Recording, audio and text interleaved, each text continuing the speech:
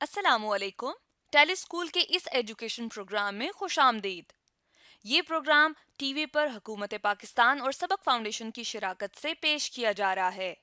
इसके लेसन्स पाकिस्तान के तमाम तालीमी बोर्ड बशमूल कैम्ब्रिज के सिलेबस के मुताबिक तैयार किए गए हैं, जिसमें एजुकेशन कंटेंट सबक फाउंडेशन प्रोवाइड कर रही है। सबक फाउंडेशन की वेबसाइट सबक.pk पर केजी से 12वीं जमात तक वीडियोस और प्रैक्टिस टेस्ट बिल्कुल मुफ्त दस्तियाब हैं। कंप्यूटर साइंस के इस लेसन में हम फंक्शंस के बारे में पढ़ेंगे। ये टॉपिक फेडरल केपीके बलूचिस्तान की क्लास 12 के चैप्टर नंबर 6 में आता है, सिंध की क्लास 12 के चैप्टर नंबर 9 में, जबकि पंजाब की क्लास 12 के चैप्टर नंबर 13 में आता है। इस टॉपिक पे वीडियोस देखने के बाद स्टूडेंट सीख पाएंगे कि फंक्शंस के क्या एडवांटेजेस होते हैं, सिग्नेचर ऑफ फंक्शन क्या होता है, फंक्शन प्रोटोटाइप, डेफिनेशन और फंक्शन कॉल किसे कहते हैं। आज के कंप्यूटर के लेसन और इससे मुंसलिक वीडियोस को घर बैठ के देखने के लिए आप सबक.pk की वेबसाइट पे जा सकते हैं। यहाँ पर तमाम बोर्ड्स की 9वीं से 12वीं जमात तक कंप्यूटर साइंस के सारे टॉपिक्स पर वीडियोस और प्रैक्टिस टेस्ट बिल्कुल मुफ्त मौजूद हैं। इनके जरिए आप अपने कॉन्सेप्ट्स को पुख्ता करके इम्तहानात में शानदार नंबर हासिल कर सकते हैं। हेलो स्टूडेंट्स, हमारी आज की वीडियो का टॉपिक है एडवांटेजेस ऑफ यूजिंग फंक्शंस। इस वीडियो में हम लोग एक प्रोग्राम लिखेंगे और उस प्रोग्राम को हम लोग लिखेंगे फंक्शंस की मदद से और कंपेयर करेंगे उसी प्रोग्राम को उस तरीके के साथ जहां पर हमने फंक्शन ना इस्तेमाल किया हो, और देखेंगे कि फिर फंक्शन को इस्तेमाल करने के क्या क्या फायदे होते हैं। तो आज जो हमने प्रोग्राम लिखना है वो ये है कि हमने दो नंबर्स हैं, a for example equals to 5 और एक और इंटीजर नंबर है फॉर एग्जांपल b जिसकी वैल्यू है 6। मैंने इन दोनों का प्रोडक्ट कैलकुलेट करना है और उसको प्रिंट करवाना है। तो इसको हम लोग सबसे पहले करते हैं एक फंक्शन की मदद से। हम लोग एक फंक्शन बना लेते हैं प्रोडक्ट, जिसके अंदर हम लोग इन दोनों वैल्यूज को पास कर देते हैं एज आर्गुमेंट्स, ताकि इन दोनों वैल्यूज का प्रोडक्ट ये वाला जो फंक्शन है कैलकुलेट करे और उसका जो रिजल्ट है वो डिस्प्ले करा दे। अब यहाँ पर हम लोग इसी फंक्शन का नाम लिखते हैं प्रोडक्ट। यहाँ पर एक बात याद रखी जाए कि जब भी इसकी रिटर्न टाइप ना बताई जाए तो इसका ये मतलब होता है कि इसकी रिटर्न टाइप वॉइड है, यानी ये कोई भी चीज रिटर्न नहीं करेगा। तो हम लोगों ने चूंकि सिर्फ इसे प्रिंट करवानी है वैल्यू, तो हम लोग इसकी रिटर्न टाइप वॉइड यानी कि एम्प्टी छोड़ देते हैं और कुछ भी यहाँ पर इसकी रिटर्न टाइप में नहीं लिखते। और अगर यहाँ पर हम लोग void लिख भी दें तो तब भी एक ही बात है। अब यहाँ पर पैरामीटर्स में हम लोग एक इंट x ले लेते हैं और एक इंट y ले लेते हैं। x के अंदर हम लोग a की पास करदा वैल्यू को सेव कर लेंगे और b की वैल्यू को जो भी पास करदा वैल्यू है b की, उसको y के अंदर सेव कर लेंगे। अब स्टूडेंट्स, फंक्शन की बॉडी के अंदर हम लोग स्टेटमेंट्स लिखते हैं, जिसके अंदर हम लोग एक इंट z ले लेते हैं और z इज इक्वल टू कर देते हैं x मल्टीप्लाई बाय y, यानी जो a की वैल्यू x के अंदर सेव की गई थी और b की वैल्यू y के अंदर सेव की थी, उन दोनों को मल्टीप्लाई करके रिजल्ट को सेव कर दिया हमने z के अंदर। अब हम लोग सिंपल इसको प्रिंट करवा देते हैं कि द प्रोडक्ट इज, और यहां पर हम लोग अपना वेरिएबल z जो है वो प्रिंट करवा देते हैं। इसको सेव करते हैं और एग्जीक्यूट में जाके कंपाइल एंड रन करते हैं। तो आप लोग देखेंगे कि जो दो नंबर 5 और 6 थे उनका प्रोडक्ट जो था वो यहाँ पर प्रिंट होके आ गया है। The product is 30। यहाँ पे प्रोडक्ट की स्पेलिंग गलत है, इसको सही कर लेते हैं, प्रोडक्ट। अब यहाँ पर अगर यही काम ये जो हमने फंक्शन की मदद से किया है, अगर हम लोग फंक्शन की मदद से ना करते और मैं कहता कि मैंने यही काम जो है करना है खुद से, तो मैंने यहाँ पर बिल्कुल वही काम जो मैंने फंक्शन के अंदर लिखा था, मैं यहाँ पर इसको कॉपी करके यहाँ पर लिख देता हूँ और अब मैं चलाऊंगा इसको तो सेम यही काम होगा। लेकिन स्टूडेंट्स, फर्क ये है कि अगर मुझे यही काम दोबारा करना पड़ जाए कुछ और वेरिएबल्स के लिए, इंट फॉर एग्जांपल सी के लिए और एक इंट डी के लिए, उनके लिए भी मुझे यही काम करना पड़ जाए, तो मुझे फिर से ये वाला सारा कोड जो है यहाँ पे कॉपी करके यहाँ पर लिखना पड़ेगा। इसी तरह मैं कहता हूँ कि मुझे 100 और वेरिएबल्स हैं जिनके लिए सेम यही काम करना है, तो मुझे हर दफ़ा जो 100 वेरिएबल्स होंगे उनके लिए इसी कोड को कॉपी करके लिखना पड़ेगा। अब मुझे इसका नुकसान क्या होगा? मुझे इसका सबसे पहला तो नुकसान ये होगा कि मेरा कोड एक बहुत ज़्यादा लंबा हो जाएगा और उसमें रिपीटिशन बहुत ज़्यादा आ जाएगी। उसको चूंकि वो कोड लंबा इतना ज़्यादा होगा तो उसको समझने में भी मुश्किल होगी और वो देखने में भी सही नहीं लगेगा और वो काफ़ी एक लेंथी और एक लंबा काम हो जाएगा हमारे लिए। और एक और बड़ा मसला हमारे पास आएगा। वो मसला हमारे पास ये आएगा कि अगर फॉर एग्जांपल यहाँ पर कोई गलती हो जाती, फॉर एग्जांपल यहाँ पर हम लोग कहते हैं कि जो हमने मल्टीप्लाई किया इसको हमने मल्टीप्लाई नहीं, हमने डिवाइड करना था। तो अब यहाँ पर भी मुझे इसको मल्टीप्लाई को डिवाइड में चेंज करना पड़ेगा, यहाँ पर भी इसको मल्टीप्लाई को डिवाइड में चेंज करना पड़ेगा, और जितनी और जगहों पे मैंने ये कोड लिखा होगा उस हर जगह पर जाके मुझे एक एक करके इसको चेंज करना पड़ेगा। जबकि अगर ये सारा काम मैं ना करूं, सिर्फ इसको फंक्शन की मदद से करूं, यहां पर मैं प्रोडक्ट फंक्शन के अंदर इन दो वेरिएबल्स की वैल्यू पास करूं, तो एक तो आप लोग देखेंगे कि मुझे वो सारा कोड लिखना नहीं पड़ा, बार बार नहीं लिखना पड़ा, मैंने सिर्फ फंक्शन का नाम लिख दिया।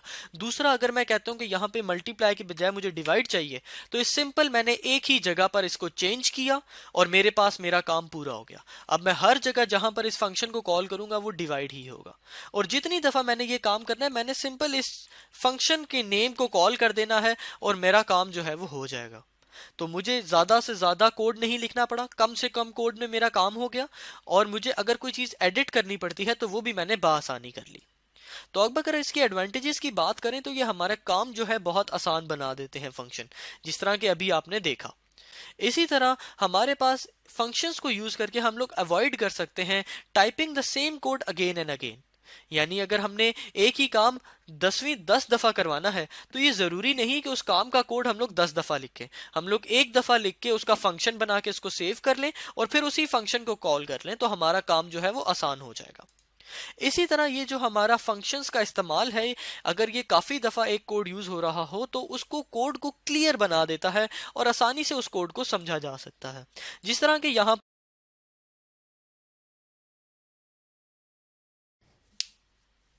हेलो स्टूडेंट्स, हमारी आज की वीडियो का टॉपिक है सिग्नेचर ऑफ फंक्शन। इस वीडियो में हम लोग देखेंगे कि जब कभी भी हम लोग कोई फंक्शन बनाते हैं तो उस फंक्शन को बनाते हुए उसका सिग्नेचर क्या होता है। फॉर एग्जाम्पल यहाँ पर हम लोग अपने एक प्रोग्राम में मौजूद हैं, इसमें आप लोग एक फंक्शन देख सकते हैं जो कि हमारा मेन फंक्शन है। इसी तरह अगर यहाँ पर हम लोग अपना एक और फंक्शन बनाएं सम करने के लिए दो नंबर्स का, जिसकी रिटर्न टाइप हो इंटीजर, तो हम लोग कुछ इस तरह बना सकते हैं इंट सम, और फॉर एग्जाम्पल ये दो हमारे पास इसके पैरामीटर्स हैं, यानी कि ये दो नंबर्स रिसीव करेगा जिनको ये एक्स और वाई में सेव करेगा, और यहाँ पे हम लोग फंक्शन की बॉडी बना देंगे। तो ये जो हमारे पास पार्ट है, ये जो चीज हमने यहाँ पर लिखी है, इस चीज को नाम दिया जाता है signature of function. Signature of function में हमारे पास तीन चीजें आ जाती हैं। सबसे पहले उस जिस तरह हमने यहाँ पर ये लिखा हुआ है कि इंट ऐड, यहाँ पर हमने सम लिखा था, ऐड लिखें, ये फंक्शन का नेम है, कुछ भी हो सकता है, और फिर इसके दो पैरामीटर्स। तो इसमें तीन मेन चीजें हैं, एक इसकी रिटर्न टाइप जो कि यहाँ पर इंटीजर है, एक फिर फंक्शन का नेम है जो कि प्रोग्रामर खुद सेट करता है, और फिर डाटा टाइप्स ऑफ पैरामीटर, जिस तरह यहाँ पर दोनों पैरामीटर्स की डाटा टाइप क्या है, इंटीजर।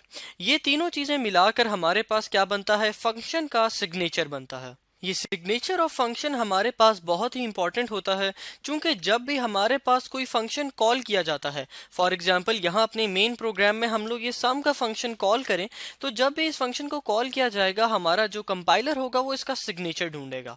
वो ढूंढेगा कि यहाँ पे जो फंक्शन कॉल किया जा रहा है उस के नाम जैसा और उस जैसे पैरामीटर्स के साथ, यानी यहाँ पर भी जो दो मैं नंबर्स पास करूं ए और बी, वो दोनों मेरे पास इंटीजर्स ही हों, फॉर एग्जांपल जिस तरह के यहाँ पर आप लोग देख सकते हैं। तो यहाँ पर इस चीज को कंपेयर किया जाएगा। हमारा कंपाइलर दरअसल क्या करेगा, सबसे पहले ये नाम ढूंढेगा, उसको यहाँ पर ये नाम मिल जाएगा, फिर ये देखेगा कि यहाँ पे ये जो आर्गुमेंट्स पास किए गए हैं इनकी डाटा टाइप क्या है, ये दोनों इंटीजर्स हैं, तो ये यहाँ पर चेक करेगा कि ये जो फंक्शन है क्या इसकी भी दोनों पैरामीटर्स की डाटा टाइप इंटीजर है या नहीं। तो इस तरह जो है हमारा कंपाइलर जब भी कोई फंक्शन पास होता है तो उसका सिग्नेचर यूज करके उस फंक्शन की स्टेटमेंट्स को तलाश करता है। यहाँ पर एक बहुत ही इंटरेस्टिंग बात हम लोग देखते हैं कि फॉर एग्जाम्पल हम लोग एक और यहाँ पर फंक्शन डिफाइन कर दें, यहाँ पर एक और फंक्शन बनाते हैं सम ही के नाम से, लेकिन यहाँ पर उसमें जो पैरामीटर्स की डाटा टाइप है, एक में हम लोग इंटीजर एक्स रखते हैं और दूसरा हम लोग कर देते हैं फ्लोट वाई। यानी ये एक ऐसा फंक्शन है जिसकी एक पैरामीटर इंटीजर होगी और एक पैरामीटर इसका फ्लोट होगा। अब यहाँ पर अगर मैं एक और फंक्शन बनाऊं, यहाँ पर ए और बी, सॉरी स्टूडेंट्स बनाऊं नहीं, कॉल करूं। अब यहाँ पर ए की जगह सॉरी स्टूडेंट्स बी की जगह हम लोग यहाँ पर सी भेज दें और सी हमारे पास एक फ्लोट हो, तो हमारा जो कंपाइलर है वो यहाँ पर देखेगा जब ये कॉल होगा, यहाँ पर ये देखेगा कि इसका नाम सम है, तो ये दोनों फंक्शंस पे चेक करेगा। फिर ये चेक करेगा कि ये तो दोनों सम है, अब ये कौन से वाले की स्टेटमेंट चलाए। फिर ये इसके पैरामीटर की डाटा टाइप्स चेक करेगा। ये चेक करेगा कि ए भी इंट है और बी भी इंट है, तो फिर ये वाला फंक्शन चला देगा क्योंकि इसमें भी दोनों पैरामीटर्स इंटीजर टाइप के हैं। फिर ये अब अगली स्टेटमेंट चलेगी, यानी ये वाला जब सम का फंक्शन कॉल होगा ए और सी, यहाँ पर जब ये सम सिर्फ नाम देखेगा तो उसके पास ये दोनों फंक्शंस आ जाएंगे और फिर ये सोचेगा कि मैं अब कौन सा चलाऊं। तो फिर ये दोबारा से पैरामीटर्स चेक करेगा ए और सी, यानी एक इंटीजर दूसरा फ्लोट। तो फिर ये एक चेक करेगा कि यहां पर इसकी एक पैरामीटर की डाटा टाइप इंटीजर है, दूसरे की फ्लोट है, तो ये वाला फंक्शन चल जाएगा।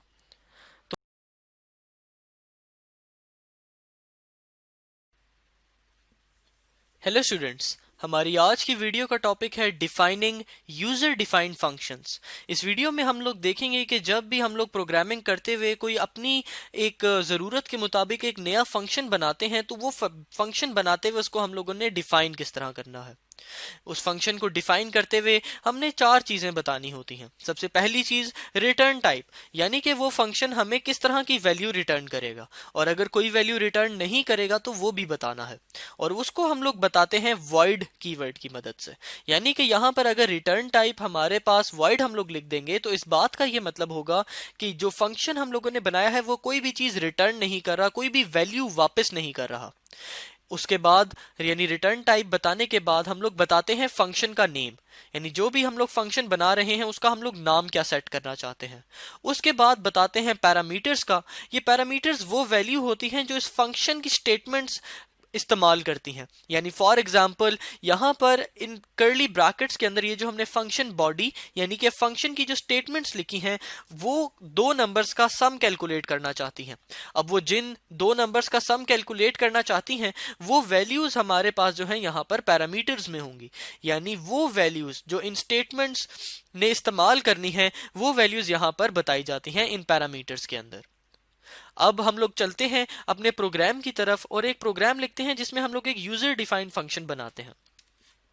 इस टाइम हम लोग मौजूद हैं अपने प्रोग्राम के मेन फंक्शन के अंदर। यहाँ पर हम लोग कहते हैं कि हम लोगों ने एक फंक्शन बनाना है जिसका नाम हो इस्लामाबाद, और उस इस्लामाबाद फंक्शन को जब भी हम लोग कॉल करें तो हमारे पास प्रिंट हुआ आ जाए कि वी आर इन इस्लामाबाद। अब यहाँ पर आप लोगों ने 2 बातें नोट करनी है।